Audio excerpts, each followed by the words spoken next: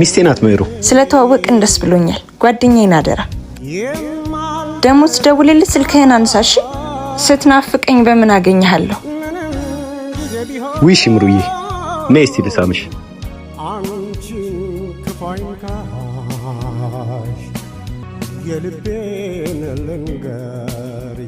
ቺኳ ምን አስባ ነው እንደዛ ሲገላምጥሽ ነበር?